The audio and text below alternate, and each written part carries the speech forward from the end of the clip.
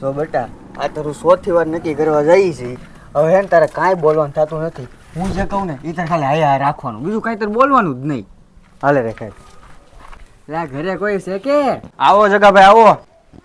ધ્યાન રાખજો ઓલું કૂતરું ન કવડી જાય. હા આ ધ્યાન રાખવું પડે. અને તમે હંતાડીને રાખજો, કવડી જાય ને તો લેવાને દેવા થઈ જાય.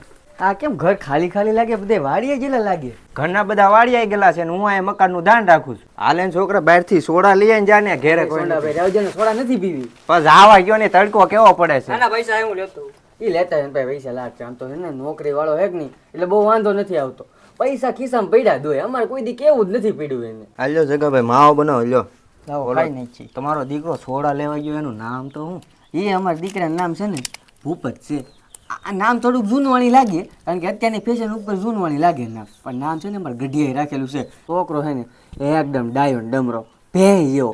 તમારે કાંઈ કેવું ન પડે. અત્યારે કેમ ભયો ગયો સોડા લેવા? કાંઈ તમે ગમે કામ સીધું ને હા બધું કામ કરે, કાંઈ કહેવાનું બોલવાનું આવે જ નહીં એને. એ તો મેં જોયું ને એટલે તો પૂછ્યું તમને. હેકેલી હોપારી નાખી લાગે. હેકેલી મને બહુ ભાવે. હાશે મોરિચ્યો ગમો કે નહીં તમને? જગાભાઈ મુરત તો મને ગમે છે પણ મારી દીકરીને પહેલા પૂછવું પડશે કેમ કે એ હમણાં લગ્ન કરવા ના પડે. સોંડાભાઈ એ વાત તમારી હાશી. પહેલાં એને તમારી દીકરીને પૂછી લેજો.